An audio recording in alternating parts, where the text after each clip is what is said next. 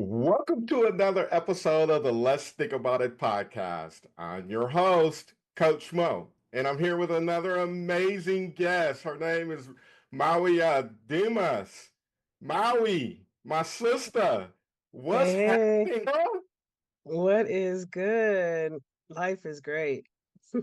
How you doing? I'm doing good. I'm doing really good. Happy to be here. Happy to share some space with you. Thank you, thank you. One of the first things that I do with my guests when they come on is I ask them where they checking in from around the country or around the world. So where are you calling in from? I'm calling from Sacramento, California, Sati, what's in the up? house. City of Trees. Yes, yes, born and raised. No, actually, I was born in Southern California, Culver City. And then we moved up here, I like to say, in my wonder years in sixth grade. And I've been here ever since. That's awesome. That's awesome. So, who are you? What you do?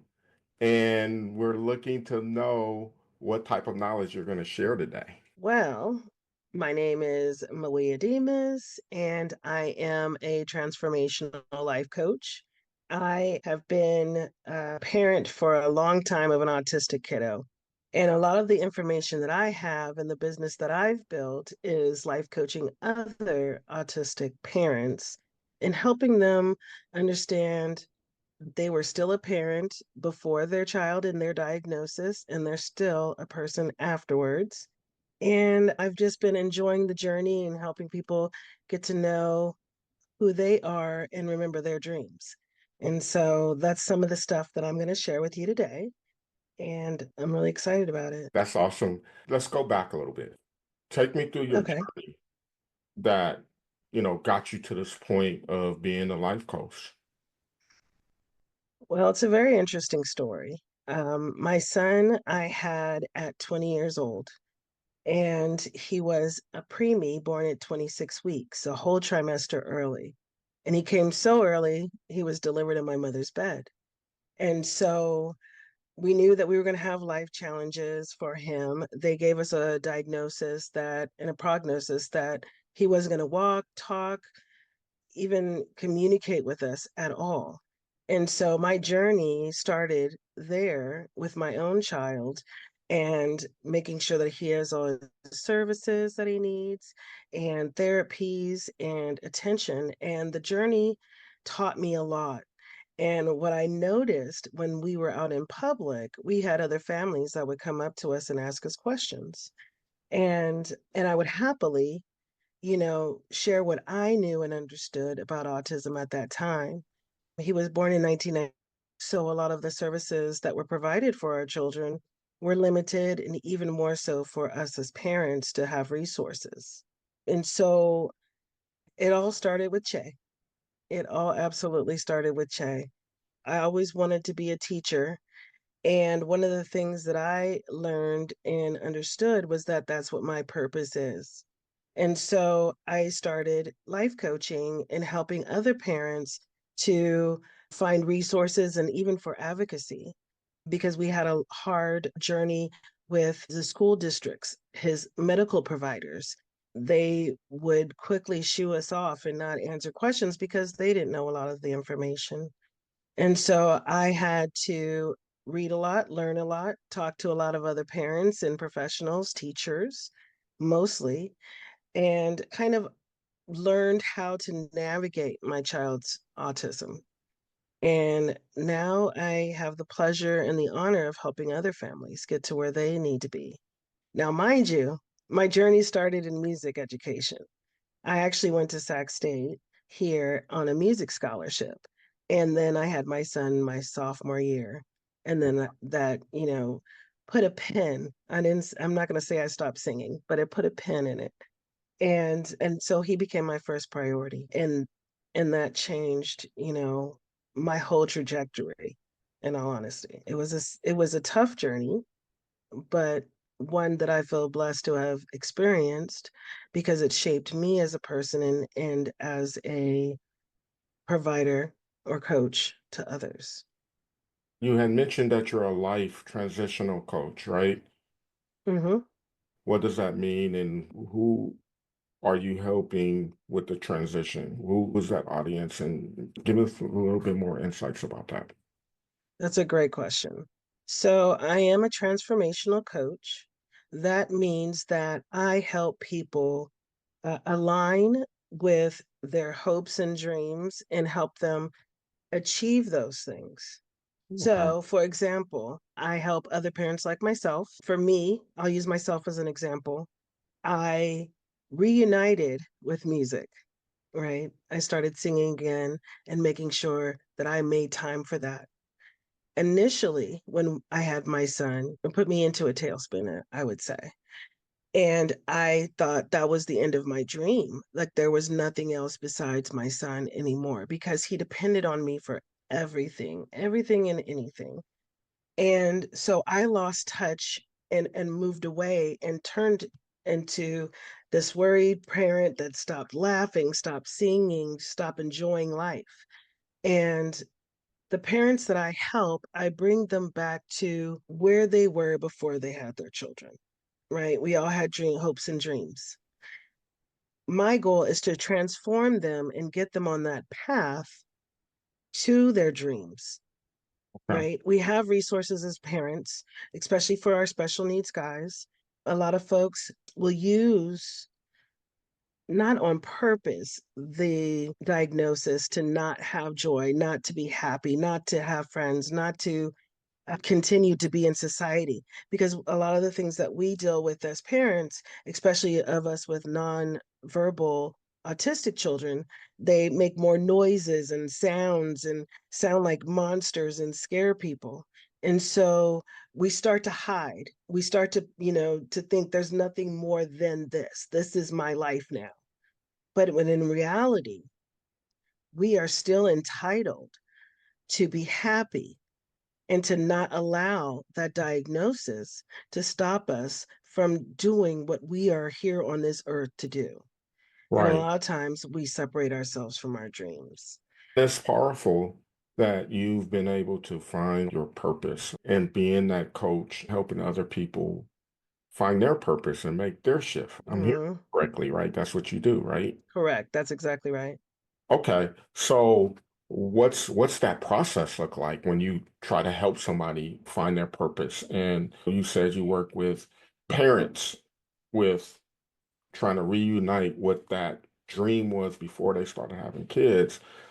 But what is that process to help them do that? Well, I take them through this exercise where we break down our life into four categories. The first one is love and relationships. The next one is vocation, time and money freedom, as well as health and well-being. And so what we do is we look at each of those categories in their life and we have them list what they think is holding them back, right? And then on the other side, we say, well, what is the dream? What is your goal? Where do you want to be? Right? So, for example, with health, some folks want to get back into exercising, Right. right? Because they have health problems because of the stress of life, period, point blank. Or they're looking for that love in their life, but since they had their child and they feel like no one's going to understand, no one's going to want to be in a relationship with this. This is already a death sentence for myself, at least the death of my dreams for myself and my child. And then for vocation, we'll go through and, they'll say, oh, I want to make, $100,000 a year. And then we kind of just pick out, a section where they feel the least satisfied or distant, and feel like they want more for that. And then we focus on those things and we make a plan. And then we set up our steps. That's awesome. And, as a coach like yourself, people show up with their own stories of themselves and their circumstance, right? And I'm Mhm. thinking when you working with women who have kids and trying to help them get back to the dreams that they had before kids, Mm. I'm visualizing the story that we often tell ourselves that I can't do that, I can't Mhm. be this, or even in my case, right? I can't get that football physique that I used to have when I played, right? Right. And then you just kind of believe that, and then you Mhm. just do not try, and you kind of lose hope, and you go through the motions day in and day out, and nothing ever changes, right? I label that as the inner critic being present, consistently present. Mhm. And Absolutely. you know what I mean? Mhm. So when we talking about the inner critic and you being a transformational coach, Mhm. how do you help them silence that inner critic so that that inner critic can get out of their way and they can step over and start going after that dream? That's a great question. And it's absolutely powerful. One of the things that I help in is identifying those paradigms and understanding where those are coming from. Because a lot of times, you hear something your mother said a couple times, basketball might not be for you, or, that instrument, Yeah, don't know if that's for you. Right. And then you kind of carry that with you, even though that gave you joy and it gave you a little light inside, and you're like, oh well, if mom didn't like it, someone else, I can't bring this out and about, you right. know and so I like to address the paradigms, and then once we've addressed them, we look to see where they came from, and then we realize a lot of times it's just insecurity and fear. And one of the exercises that I do is called befriending your fear, Yeah, recognizing it, taking its power away, calling it out by its name, and then putting it on the shelf because now you've identified it. Because a lot of times we're scared of things and we build ourselves up. The anxiety goes up, you're sweating, you're shaking, and you're thinking, oh, I absolutely can't do this. And then you do it and you're like, what the heck was I afraid of? exactly. And Yes. it's just that monster under the bed that has no power. And So, here's the other thing. I have my inner critic, you have your inner critic, mhm, parents have their inner critic. Everyone has an inner critic, right? absolutely. So I'm going a little deep. So I'm thinking Hope about the so. clients you work with, right? Mhm. And like you said, you have parents, you're trying to help them transform and get back to the way that they used to be, right? Mhm. And take it from this viewpoint. There's people that influence their fears onto them that's Mhm. preventing them from getting back to their dreams because the people that's in their ear or in their circle of influence have certain fears that they've went through, and because of their fears they're projecting it on Mhm. to the next person, and then that Absolutely. person is terrified It's to a not even but try. yeah, yeah, absolutely. It's kind of like when you have a parent, like for okay, I'm gonna use myself an example. I don't like avocados. I absolutely don't like them. But I, as a parent, made sure that my child tried the avocados several different ways before he was able to say he didn't like it. I say that because a lot of times, like you said, our dislikes, our fears, our past experiences, a lot of times we do put them onto other people, right? We try to stop them or criticize them from doing that because you don't have the vision that that person has, right? They Right, have this goal, they have this purpose, for doing whatever it is, going to college. We have parents that have talked children out of going to college because they don't want their children to move out, right? right, And so again, that's where I help folks identify that it's their fear versus someone else's fear. So now we've got broken it down into half. A lot of times it's 50-50, right, ours and theirs. And then we kind of look at, not kind of, we look at and see why maybe that fear, why maybe that motivation to keep someone so safe or keep them so small because they don't want them to get hurt or disappointed, because sometimes you just have to take the chance. And Right. again, the fear, what you're fearing, isn't always the case. Like we build it up so much in our minds, and we have to stop and listen to the small, still silent voice or soft voice in our heads and in our spirit, and go, okay, I can do that. That's going to be the quiet voice. The voice that's screaming out loud is usually the thing, that fear, that anxiety, somebody else's ideas or paradigms that are rearing their ugly heads. And Okay. so we practice this for about 6 to 12 weeks, depending on the program that they sign up on, because it's so important to know why we do what we do and Right. notice what we're noticing and why, right? Yeah. So that's No, kind of that's what I powerful. help. That's powerful. So let's just say I'm your client Hmm. and you just took me through your steps and I've identified the fear. Hmm. All right. Now what? I identified what happens for me now. So a technique that I learned that I really like is you schedule it out. Revisit that in 3 days. Put it away. And what that does is it takes your focus, the immediate focus off of it, and it gives you a chance to do whatever steps that you were working on doing, whatever progress you were making.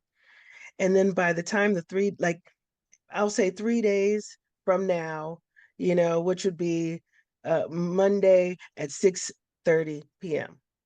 And if you're still feeling that anxiety, if you're still hearing that little voice after you've moved forward through those 3 days, by then we've forgotten. We've moved on. We Yeah. have already progressed. Right. And that fear has lost its power. Okay. I'm going to go here because this is what I do with clients, right? Hmm. Let's manipulate the mind a little bit. When you feel fear, Mm. worried, discouragement, anxiety, anger, let that be the trigger to remind you to be courageous in that Mm. moment. I love that. Yes. Or let that be the trigger to remind you of an important value to you in that scenario that you're in, right? So, what I Yes. mean by that, let's say the value I'm going to pick is integrity. Mm. Integrity is very important. That's my number one value, right? Absolutely. Okay, so I got to speak in front of an audience. I got to do this Hmm. presentation at work or something. Okay, I'm scared as hell, Shaking in your boots. right? What I'm saying is the fact that I'm afraid and I'm very nervous, Hmm.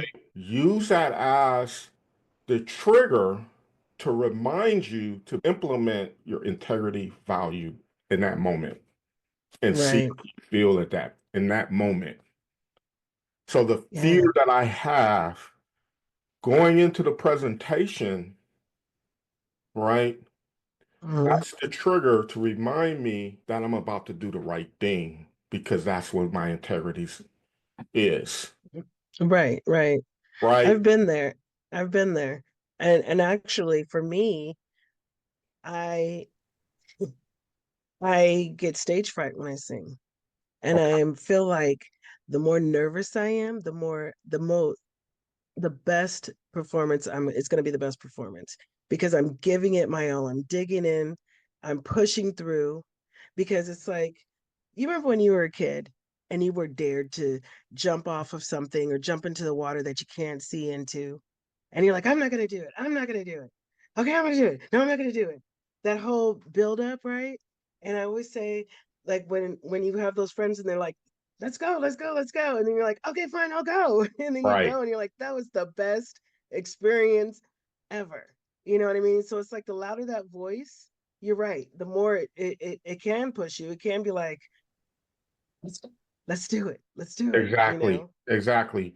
And it's that point that I made about the value aspect. It's another strategy to get Hmm. through the uncomfortable state of being that you might be in that moment. And that's another tactic, right? Because what I help coach my clients on, because I'm an energy leadership coach, and when you feel those unwanted emotions, the fear, the doubt, the guilt, the hopelessness, those type of things, in that moment of that feeling, you're stagnated, Right. stuck, right? But then if you can remind yourself of a certain value or Mm-hmm. take certain actions, it Mm-hmm. moves you away from that feeling into a Yeah. more desirable state of being, which I Yeah. call antibiotic energy, where you start to Mm. feel really good and confident, Mm-hmm. encouraged, Mm-hmm. synergized. Right. And Right. then because think about it, when you've been on, like you said, you were nervous, stage fright, right? You went through the action.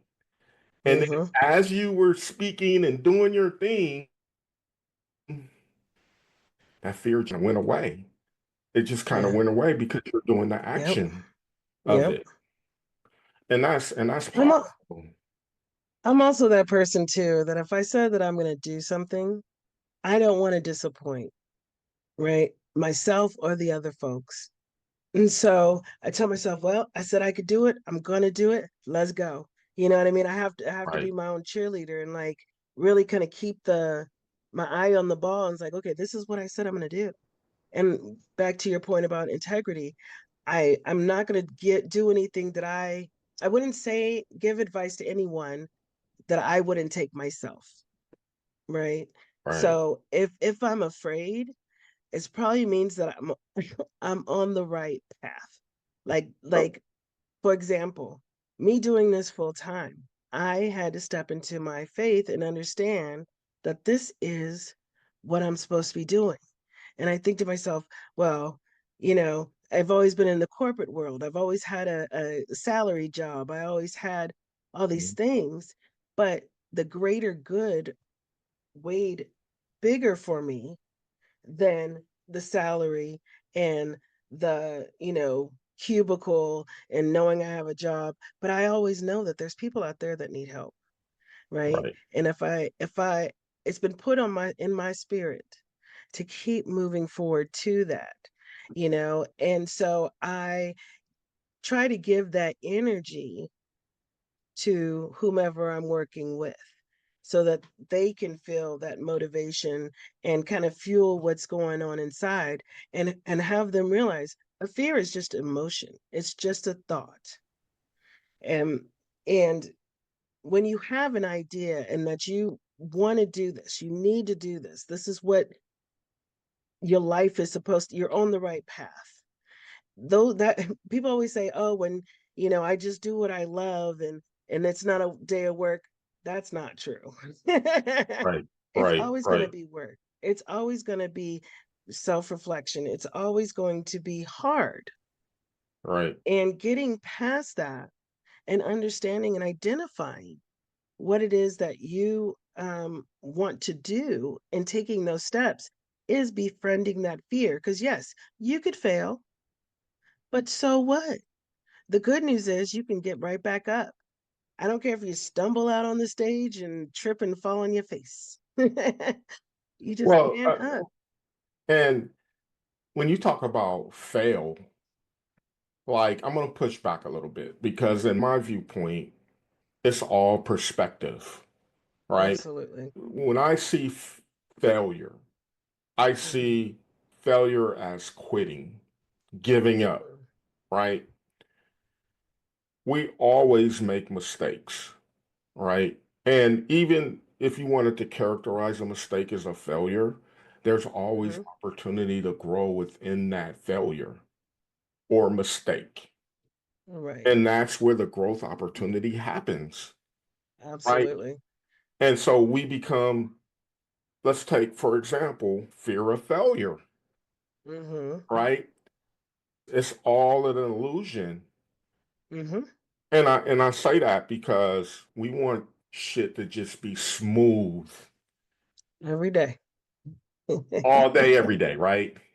Yeah. If it was always smooth, where is the opportunity to grow? Absolutely. If it's perfect Absolutely. all the time, no mistakes are ever made, how do Mm-hmm. you ever get better if you're perfect? Right. So I said fail because that's what my clients will say.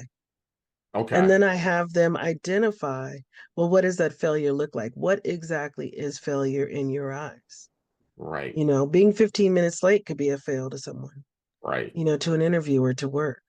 And I always tell people in my life, the mistakes that I've made were lessons. They're not mistakes, they happened for a reason, right? So that Yeah. I could learn, be stronger, understand what I really want so I can move forward. If someone was trying to find a spouse, I would say, okay, well, what does that look like? What does that person look like? How do they talk? How do they walk? How do they move?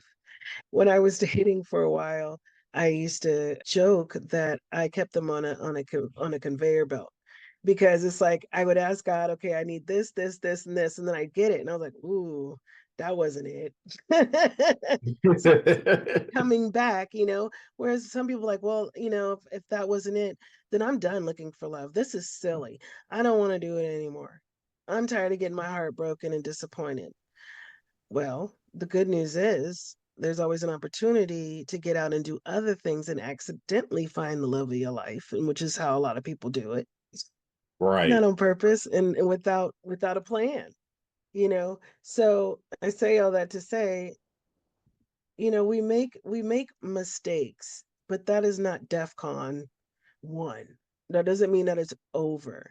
That means that it's an opportunity to self-reflect and reapproach, Right. right?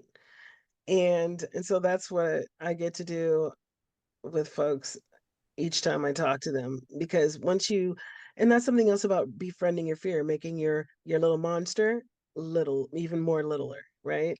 Yeah. And because you're taking that power away. That's right. So that's kind of how I see that, and I totally agree. You're absolutely correct. From coach to coach, this is why I admire you because you model the way. You share the story of your transformational journey and from what you went through and how you transformed yourself into, this prosperous life coach that you are now. You had this transformation that you went through and you're paying it forward, right? Absolutely. And you're teaching your clients how to do that.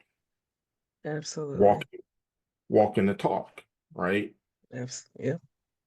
And Crying the same tears. but it's Laughing powerful at though. It's myself, all of it. powerful. It's Hmm. powerful because when you talk about transformation, and I see this not just in, clients and people that I work, I even see it in my family, right?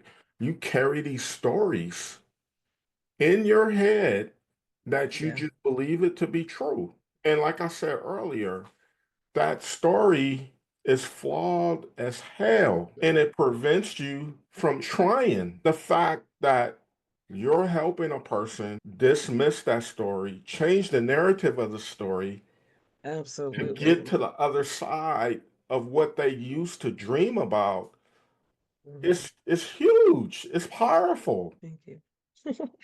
It is, and it's a lot of work, and that's the first thing that I tell folks that I work with. This is not going to be easy, but your life already isn't easy. So at least let's make it better, right? Right. Let's change the narrative a little bit. Even a lot of times we have to start with the story of our children. I thought my son was, when he was born, he was, well, at least when I was pregnant, you have all these dreams and aspirations. He's going to be Yeah. president, he's going to be a football player, he's going to be Yeah. whatever. And then for them to tell me that he wasn't going to talk, walk, play, they said he would just be an invalid, and they didn't even want to take him off the respirator. And when he turned 2 months old, they said, "Did you want to?" And I said, "Absolutely," because he's not my child. That's God's child. If he's supposed to be here, he's going to be here.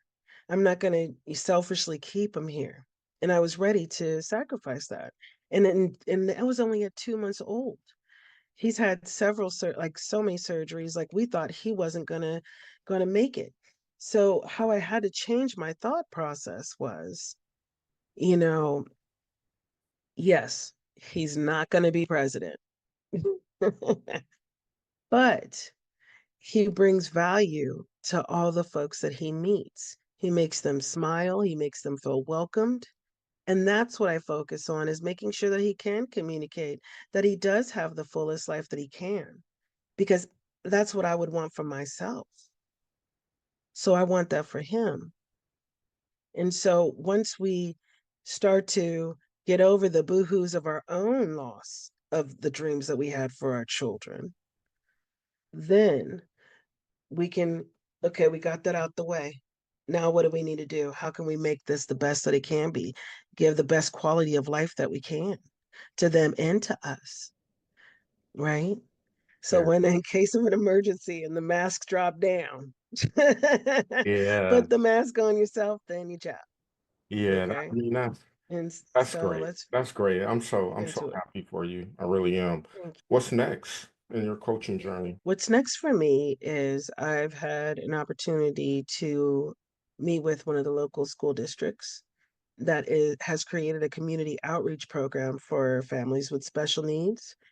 And so I am working with their coordinator to bring the program to them, to the parents, because they do a lot of support groups. And I think eventually they're going to do like, outings for the parents.